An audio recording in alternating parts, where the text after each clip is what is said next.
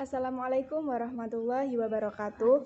Perkenalkan, nama saya Eka Leila Fatmawati, NIM 22191112 yang akan menjadi moderator presentasi melalui video kelompok 8. Nah, yang terhormat Bapak dosen pengampu mata kuliah Qawaid Nahwu yaitu Bapak Muhammad Zainil Ahas MPT, dan yang saya sayangi pula teman-teman semua mata kuliah Qawaid Nahwu PPAC.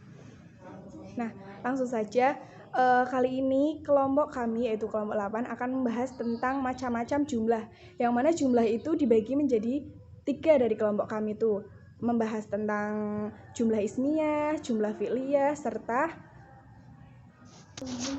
serta hisbih jumlah. Nah, langsung saja materi yang pertama yaitu jumlah ismiyah yang akan dipaparkan oleh Mbak I'anatus Saadah. Kepadanya kami persilahkan. Baik, yang pertama adalah jumlah ismiyah. Sesuai dengan namanya, jumlah ini diawali dengan kalimat isim atau kata benda, sedangkan susunannya terdiri dari mubtada dan khobar. Mubtada di sini merupakan subjek dalam bahasa Arab. Sebagai subjek, pastilah mubtada memiliki sifat-sifat tertentu seperti dia harus bersifat khusus atau ma'rifat, bukan umum atau nakirah. Contoh ma'rifat di sini adalah seperti nama, contoh zaid dan sebagainya. Kemudian kemasukan alif lam atau al. Sedangkan khobar di sini dia bertugas sebagai predikat atau menerangkan keadaan mubtada. Khobar juga mempunyai sifat yang pertama, kebalikannya dari mubtada, yaitu dia bersifat nakirah atau umum. Yang kedua sama dengan mubtada, dia juga dibaca rafa. Kemudian yang terakhir, mubtada dan khobar itu harus mempunyai sifat yang sama. Sifat di sini maksudnya jika mubtada mudzakkar, khobar juga harus mudzakkar. Dan jika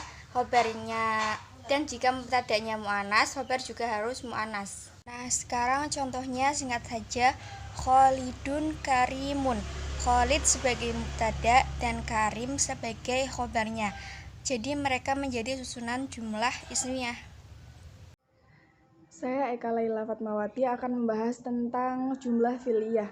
Nah, pertama-tama apa itu jumlah fi'liyah? Jumlah fi'liyah adalah kalimat yang diawali oleh kata kerja ataupun fi'il. Nah, rumus jumlah fi'liyah itu sendiri yaitu fi'il sama dengan fa'il ditambah maf'ul bih. Fa'il merupakan salah satu pelaku atau orang yang melakukan pekerjaan. Biasanya identik dengan manusia, tapi tidak selamanya fa'il itu berarti manusia, misalnya saja turun hujan. Pembagian jumlah fi'liyah dilihat dari segi waktu. Yang pertama, fi'il madhi. Nah, fi'il madhi itu apa? Fi'il madhi adalah lafadz yang menunjukkan kejadian yang telah berlalu. Contohnya, kataba, fataha, qoro'a, dan jalasa. Fi'il madhi dibagi menjadi 2, yaitu fi'il madhi maklum dan fi'il madhi majhul. Nah, fi'il madhi maklum itu apa? Fi'il madhi bentuk aktif, sedangkan fi'il madhi majhul yaitu bentuknya pasif. Yang kedua yaitu fi'il mudhari'. Fi'il mudhari' juga dibagi menjadi 2, yaitu fi'il mudhari' maklum dan fi'il mudhari' majhul. Ciri-ciri fi'il mudhari' yaitu biasa dimasuki oleh huruf sa maupun saufa. Memiliki ciri huruf, biasanya di depannya itu ada huruf ya ataupun ta. Begitu pula, pokoknya salah satunya itu ada hamzah, nun, ya, sama ta. Dapat juga dimasuki huruf la yang bermakna tidak. Contohnya la yashhadu dan la yadribu.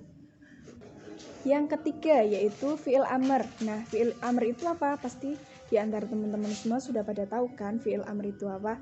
Nah, fi'il amr adalah kata kerja dalam bentuk perintah. Contohnya uktub, ikro, ijlis. Nah, pengertian fa'il dan contoh dari jumlah fi'liyah itu sendiri. Nomor 1, pengertian fa'il. yaitu isim yang menunjukkan orang yang sedang melakukan pekerjaan dan kedudukannya dalam i'rab adalah marfu. Contoh jumlah fi'liyah yaitu dimulai dengan fi'il madhi, misalnya dhahabat tilmidani ilal madrasah. Terus yang dengan fi'il mudhari' contohnya yaktubu talamidud dars. Yang dimulai dengan fi'il amar idhaba ayyuhat tilmidani ilal madrasati sobahan.